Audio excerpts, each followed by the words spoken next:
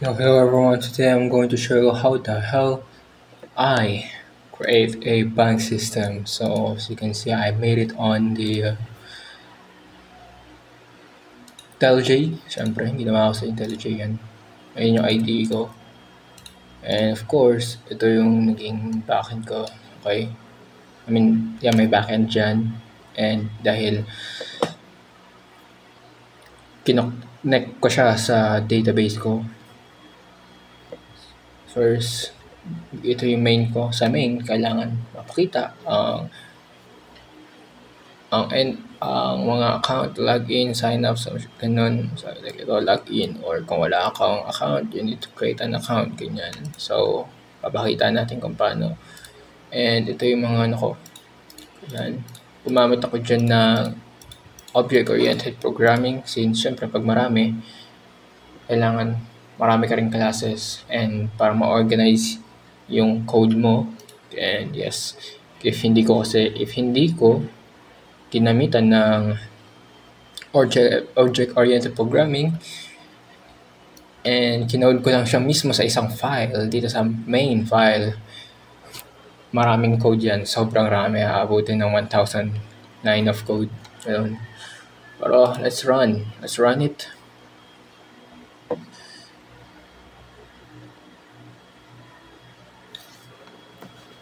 Okay,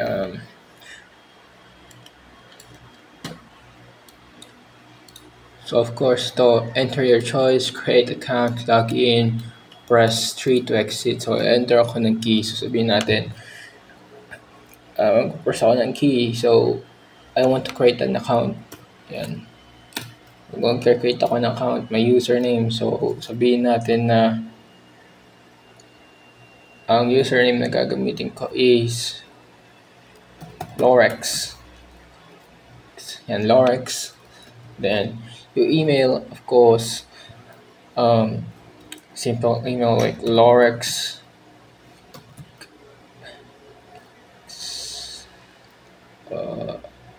Lorex Torex. Yan, Lorex Torex at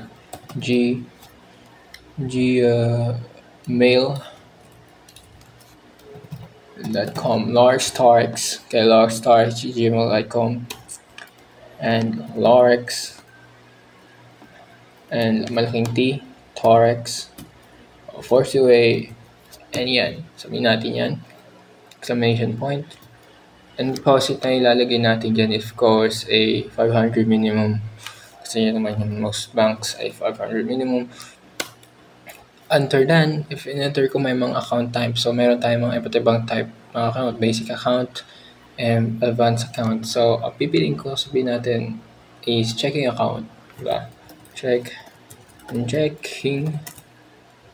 And ito na lang. Account, then enter. If I enter it, type 1 to save account or type 2 to cancel all the process. Okay? So, ako press 1 ko. If I press 1 ko, as you can see, ito, account created successfully for Lorex. Account successfully created. Here is your ID, which is yung ID ko is 15. And here is your account type, which is checking account. Tama ako. So ngayon, anong pipiliin ko dyan? Right? So, ang pipiliin ko dyan, sabihin natin, mag-deposit ako. Okay, first one, mag-deposit ako. Kung ilan yung deposit ko, okay? First one, make a deposit. So, sabihin ko, mag-deposit ako or mag-cash in ako na yung pera. Okay? So, sabihin natin 700. Yan. 700. And, deposit successful. Your new balance is 1,200. Ayan, ba't 1,200? Kasi syempre, 500 yung binigay ko. Plus 700. 1,200. Okay, 1,200. Ngayon gusto kong mag-withdraw ng pera. And then, enter amount to withdraw. Of course, madali lang naman yan. Withdraw, ibig sabihin kukuha ka ng pera, ilalabas mo yung pera mo sa bangko. So, sabihin natin 200, no? 200. Yan. Withdrawal successful. New balance is 1,000. So, 1,000 na lang yung meron ako dun sa aking balance. Okay? So, transfer.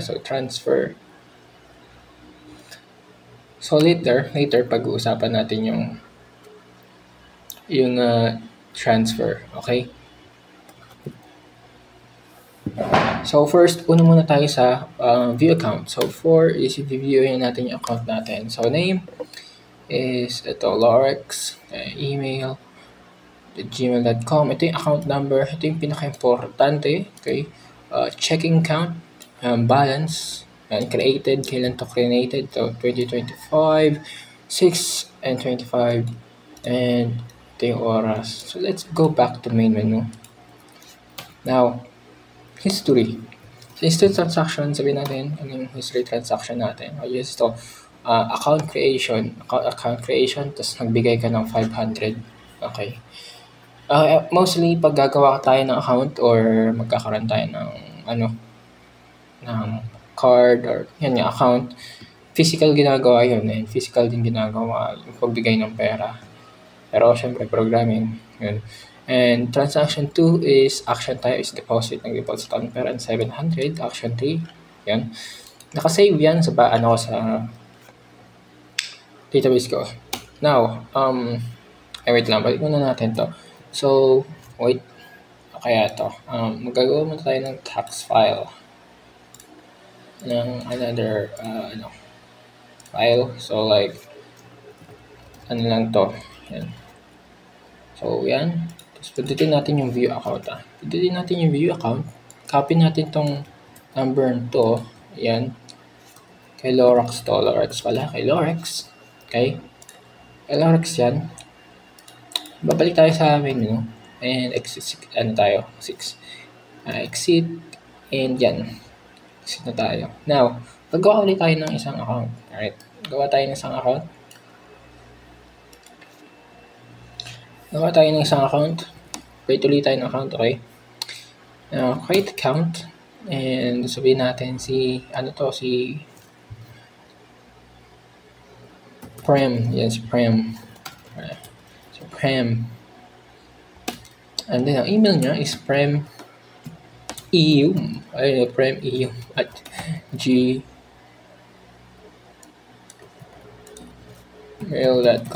Ang sample ko pero yan. Password is prem medium 428 is kanya nila prem medium right, and syempre 500 yan. So account type, okay, so sabihin natin savings account to. And savings account, then process 1, yun, 16 yan. And then pupunta tayo sa view account. Ito yung niya, yung account number niya, which is siya si Lorex, si Prem yan. Prem, yan. Ngayon bibigyan ko si Lorex, bibigyan ng pera si Prem, no? So, first 1, and then 6 exit tayo. Okay, then maglalagin tayo, right? Maglalagin tayo to login. May pangalan uli ng Lorex. So, Lorex, yung Lorex email, Lorex Torex at gmail.com.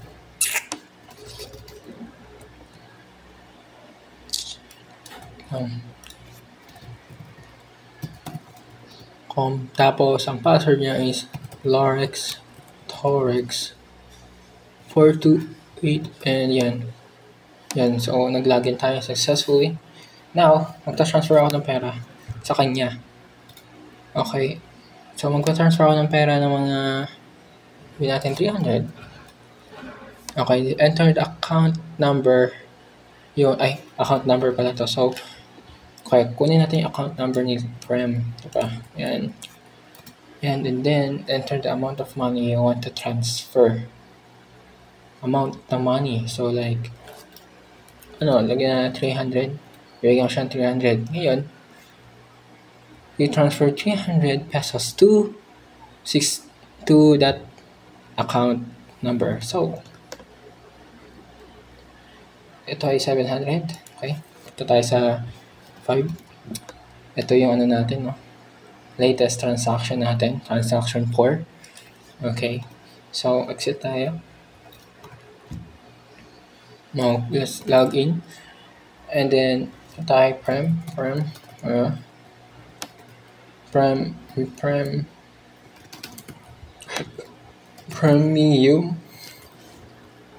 at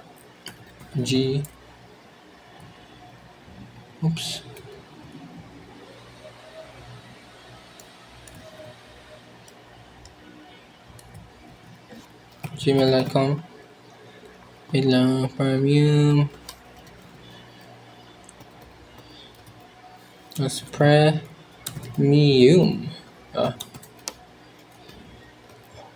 428 and oh no, mali siya.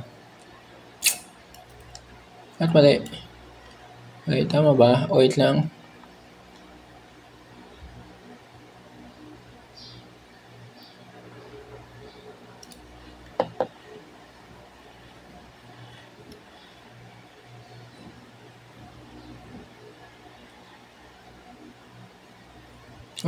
Okay.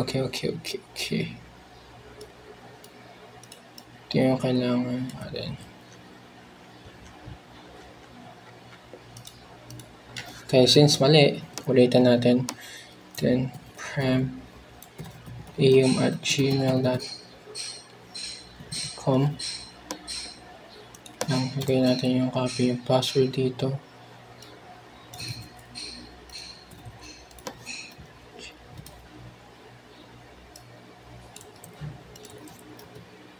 Yan, so login successfully. So pag pinindot natin yung view account, may balance tayong 800. So bakit tayo may balance na 800? Dahil sa history transaction natin, sa type of transaction 2, si receive from user ID 15, which is si Lorex. At yun lang ang bank system. So simple lang siya. Super simple lang. But it takes days kung paano gawin kasi may mga debugging, ganun. And yeah. Yun lang.